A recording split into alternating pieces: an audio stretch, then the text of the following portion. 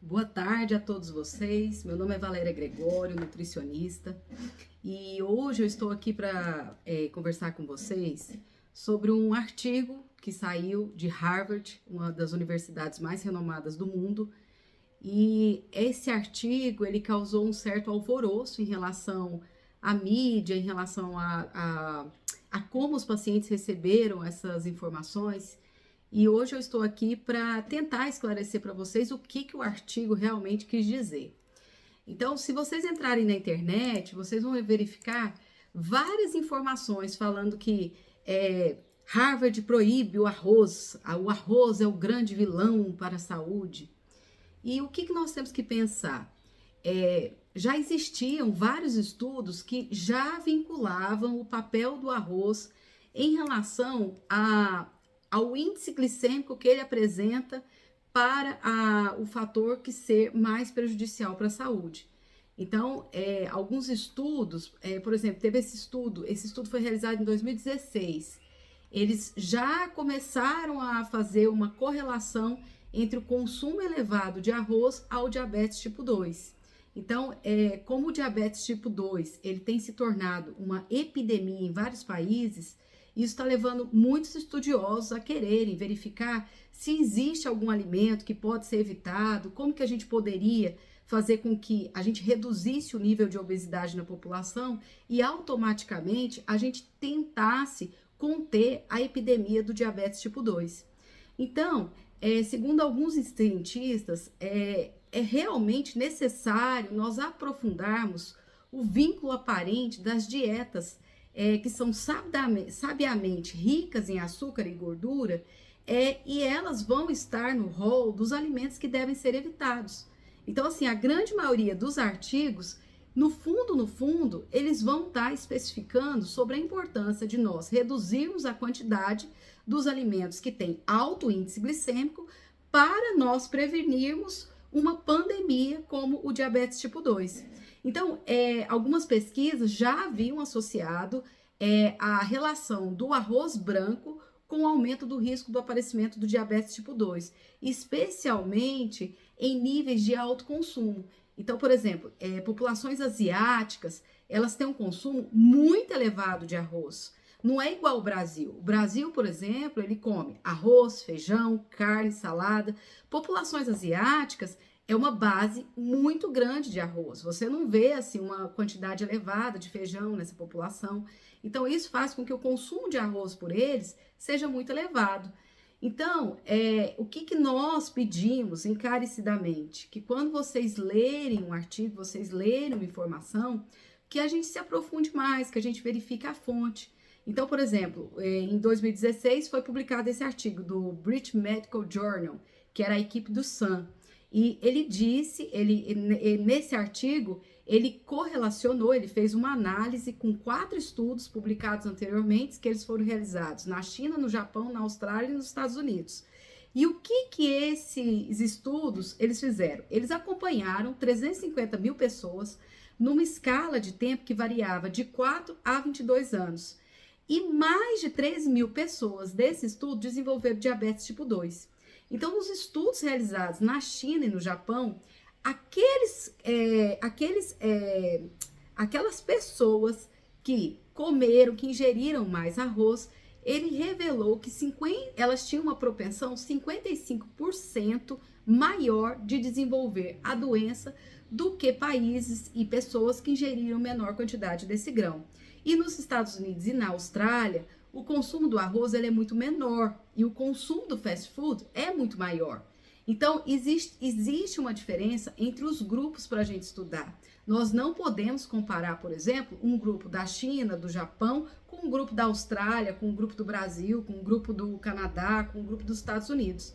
Só que nesse caso específico que eu estou falando, desse estudo, os participantes nos estudos, eles foram feitos em 2 países asiáticos.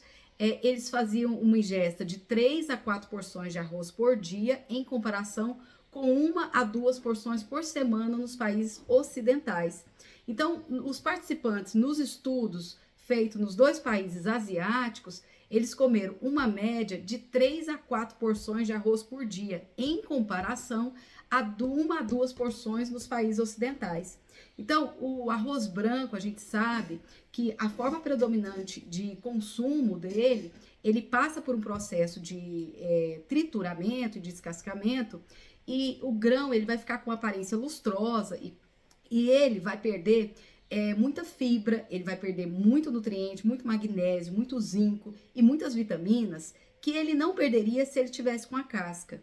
Então, isso resulta num alimento muito rico em amido. Então, ao contrário, por exemplo, do arroz integral, que tem fibra, magnésio, vitamina, então ele vai ser muito mais recomendado do que propriamente o arroz branco. E o que acontece? De acordo com esse estudo, apesar das limitações que foram apresentadas, porque nós não podemos comparar a alimentação asiática com a alimentação ocidental, elas são alimentações diferentes. Nós temos que verificar 2 pontos que são necessários, mais dados para serem avaliados, e com esse estudo, começou-se a aumentar o número de pesquisas relacionadas ao arroz. E o que aconteceu? Harvard, no estudo recente que ele publicou, no fundo, ele praticamente não condenou o arroz. Ele não está falando assim, ó, você vai comer o arroz, você vai ter diabetes, você vai ter obesidade. O que nós temos que pensar? O fato é que ele indicou que o arroz branco é um dos alimentos que se transforma rapidamente em açúcar no sangue. Por quê? Quando você tira a casca, você tira toda a fibra e você fica com o produto completamente na forma de amido, com certeza ele vai se transformar em açúcar no sangue. Então, ele é digno de atenção. Qualquer dieta, qualquer paciente que tenha diabetes tipo 2, ele precisa se preocupar com a quantidade de arroz que ele vai comer. É logo, por exemplo, quando a gente faz contagem de carboidrato no paciente diabético, um dos alimentos que a gente mais se preocupa é o arroz. Assim como a gente se preocupa com a batata, com o macarrão, com o pão, com a mandioca. Então, assim, os carboidratos, eles merecem atenção em relação à quantidade, em relação à qualidade, principalmente quando os pacientes já têm propensão ao desenvolvimento do diabetes tipo 2. Então, nós temos que entender que o arroz, ele é um alimento refinado e ele, por ter casca, o farelo e o germe removido durante o processo de industrialização, ele vai possuir menor quantidade de fibra, vitaminas e minerais e por isso ele vai ser muito rico em amido.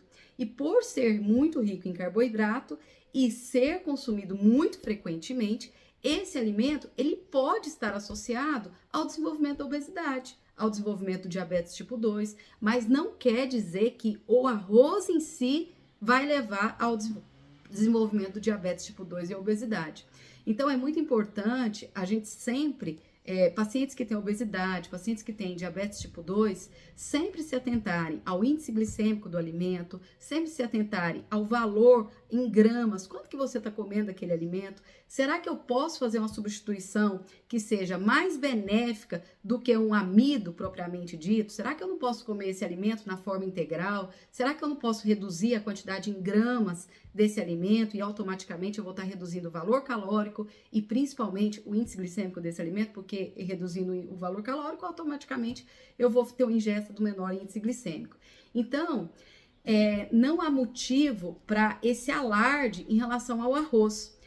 O que nós temos que ter consciência é que tanto o arroz, quanto o pão, quanto a maioria dos biscoitos, bolos, quitandas, eles contêm um índice glicêmico superior a 70, que aos olhos, às prescrições, aos protocolos, é considerado alto e leva a um rápido aumento da insulina e na glicose no sangue. Então, dessa forma, o que nós devemos fazer é evitar o consumo excessivo de qualquer alimento que esteja enquadrado nessa categoria e não necessariamente, assim, agora o arroz é o grande vilão. Se você colocar no Google arroz e Harvard, meu Deus do céu, ninguém mais vai ver arroz no prato. Então, assim, sempre escolha boas fontes de carboidrato, porque isso vai ajudar a controlar o açúcar no sangue, bem como também o peso, vai prevenir uma série de doenças crônicas. É importante a gente ter conhecimento em relação ao índice glicêmico dos alimentos. O arroz integral, ele, além de ser muito rico em fibras e proteínas, ele é um excelente substituto do arroz branco. para aqueles assim que não abrem mão do consumo do arroz. E existem também outras estratégias muito interessantes, por exemplo, a gente adicionar vegetais, grãos, proteínas e sempre consumir o carboidrato junto com fibras, porque isso vai ajudar a diminuir a velocidade de absorção desse alimento, principalmente em relação à glicose. E o mais importante que eu quero falar para vocês é a palavra que nós temos que pensar com mais criteriosidade, não incriminar um alimento em si, mas moderar. Como que eu posso moderar a quantidade de carboidrato na minha alimentação? Então, a partir do momento que eu tenho essa palavra como prioridade, uma dieta, como prioridade no acompanhamento do tratamento do diabetes, no paciente que fez cirurgia bariátrica, no paciente que está em acompanhamento com a obesidade, nós vamos evitar vários prejuízos que aquele paciente poderia ter. E, além disso, é importante que se tenha muito cuidado e critério para a gente avaliar as informações que são veiculadas pela mídia. Por isso que é importante sempre vocês verificarem quem que está falando essa informação, porque gera um terrorismo nutricional que muitas vezes se propaga uma informação que não foi o que Harvard quis falar. Harvard demonstrou uma preocupação no arroz isolado e não agora ninguém mais pode fazer ingestão de arroz, né? Então, era isso que eu queria explicar para vocês em relação a esse artigo. Eu espero que vocês tenham entendido. O mais importante é a moderação. E, para finalizar, eu queria só falar sobre um estudo muito interessante que a gente fez um acompanhamento e é muito bom. Quanto mais você reduz a quantidade de carboidrato em uma população, mais o organismo se adapta. Então, é igual, por exemplo, se você